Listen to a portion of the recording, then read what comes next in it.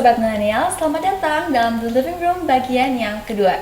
Seperti biasa, pada bagian ini kita akan ngobrol-ngobrol dengan narasumber kita, seorang dosen psikologi yang juga adalah family therapist. Tapi sebelumnya, saya ingin menyapa co-host saya dahulu. Halo Ibu Carly, apa kabar? Halo Agnes, kabar baik? Iya, jadi topik kita hari ini kan tentang karir ya. Iya, tentang karir. Dimana drama bagian pertama tadi yang kita tonton itu dikisahkan pertikaian atau pertengkaran antara suami dan istri karena masalah pekerjaan. Iya.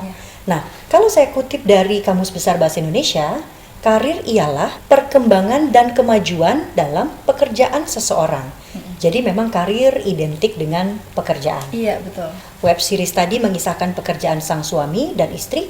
Sebenarnya kalau dipikir-pikir bagus ya pekerjaan mereka, sangat ideal. Namun kenapa akhirnya menyebabkan hubungan mereka tidak harmonis? Iya. Nah, saya juga bingung tuh, Bu. Tapi gimana kalau kita tanyain aja pada ahlinya, Ibu Katri. Halo Agnes, halo Carly, Halo, kita Ibu. jumpa kembali di Ya. acara The Living Room. Ya. Nah, Bu, judul hari ini kan adalah karirmu versus karirku. Apakah harus memilih antara karir suami sama karir istri? Apa nggak bisa dua-duanya berjalan dengan sukses? Pertanyaan yang bagus sekali, walaupun sulit dijawab, karena sebetulnya karir dan keluarga harusnya dapat berjalan bersama. Ya, yang sering terjadi adalah karir melaju, melesat cepat sekali.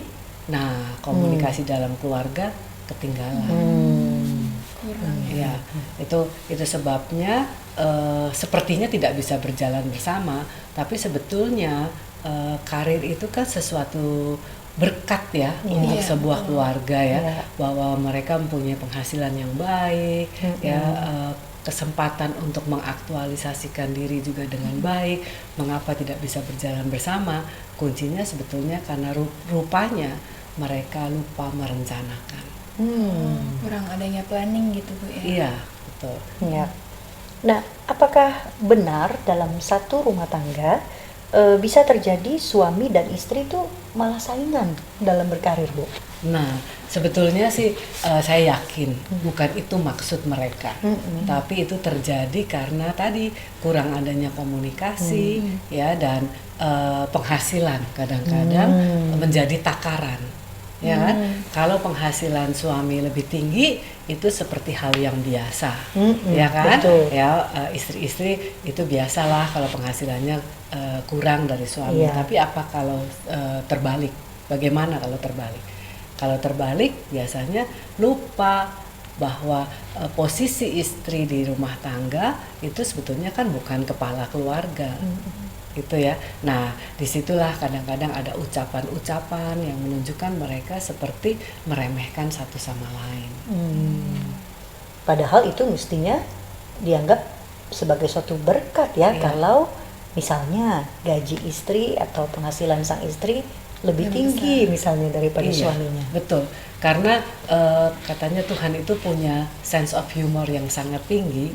Jadi kadang-kadang dicoba nih sebuah keluarga, pintu rezekinya datangnya dari istri gitu. Jadi istri mempunyai penghasilan lebih besar karena karirnya melesat kan cepat sekali. Nah, harusnya itu mereka tanggapi sebagai berkat Tuhan kan. Iya. Tapi seringkali lupa gitu. Nah, Malah merasa tersaingi gitu ya. iya, yang suami merasa tersaingi, yang istri kurang kurang Peka ya. kurang sensitif ya, bahwa pria itu sangat-sangat sensitif soal power dengan uang, gitu. Nah, banyak nih pandangan di masyarakat kalau sulit rasanya kalau istri berkarir, karirnya sukses, keluarga juga sukses, atau mungkin malah kebalikannya, satunya sukses, satunya tidak. Itu gimana, Bu? Iya, nah ini tadi sebetulnya kan sayang sekali kalau itu terjadi.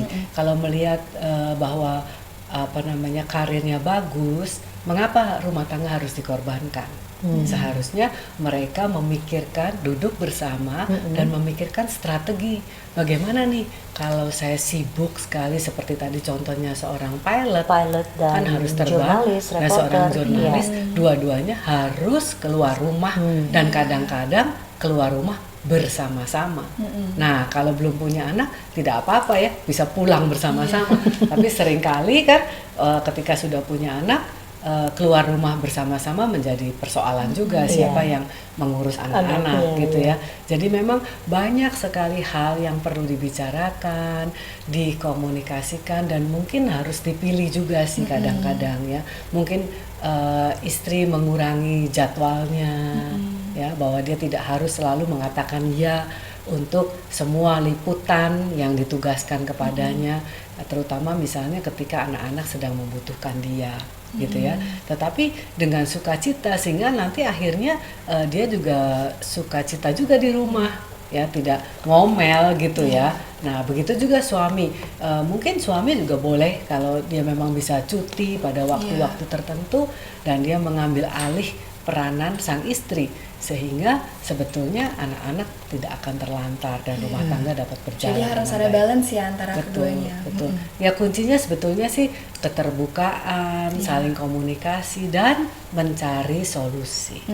Betul, mencari solusi. Jangan fokus ke masalahnya, tapi cari solusinya ya Bu Betul. ya. Karena pasti setiap persoalan itu ada Jalan solusinya. keluarnya. Iya. Ada jalannya. Iya, betul. Ya, tadi Ibu Catherine sudah sempat menyebutkan anak nih. Iya. Kalau keluarga dikaruniai oleh anak, apakah istri tetap perlu berkarir atau masih bisa berkarir?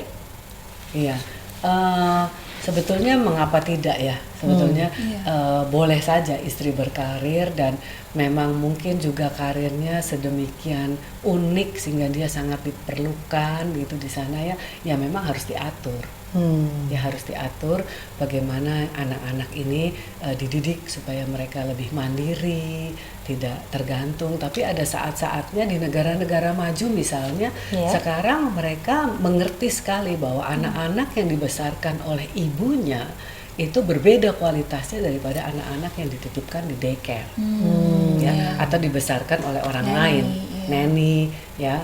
Dan itu disadari bahwa ternyata peranan ibu itu besar sekali. Sangat penting. Nah, oleh karena itu ada kebijakan-kebijakan dari pemerintah dan industri yang mengizinkan orang untuk melepas karirnya sejenak, ya, ketika anak-anak bertumbuh, tapi kemudian kembali lagi berkarir ketika anak-anak sudah besar.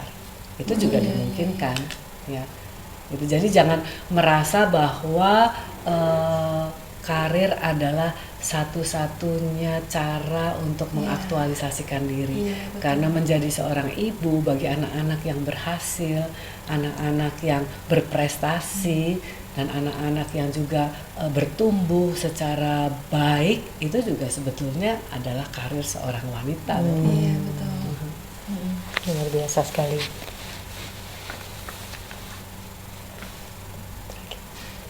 Terakhir nih Bu, kapan sih Hari Keluarga Nasional? Iya nih, katanya Hari Keluarga Nasional itu sudah ditetapkan sejak tahun 1996, Oh. ya, yaitu jatuh pada tanggal 29 Juni. Juni ya. Iya. Tetapi rupanya itu kurang dipopulerkan sebagai Hari Keluarga, karena yang menciptakan adalah BKKBN, gitu. Jadi sepertinya Hari Keluarga Berencana, BKKBN, gitu ya.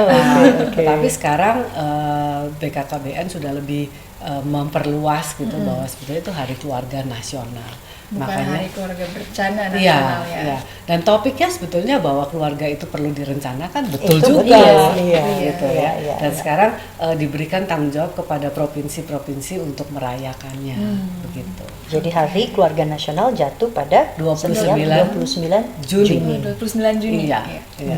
Itu kurang populer ya. Kurang. Mulai dari sekarang Kurang, kita Bu. populerkan lah. Yang lebih populer tuh Hari Anak Nasional Iya. kan 1 bulan kemudian. Iya, iya, Hari Anak 23 Nasional atau Valentine. Oh iya, itu lebih populer untuk Ada yang lupa. Iya, apalagi untuk kaum milenial ya. Iya. Hari kasih sayang. Sebetulnya Hari Keluarga kan hari kasih Hari sayang kasih juga. sayang juga, Iya. iya. Ditambah Hari Keluarga bersama mertua gitu ya.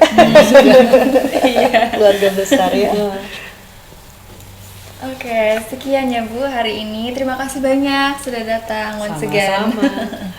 Terima kasih Ibu.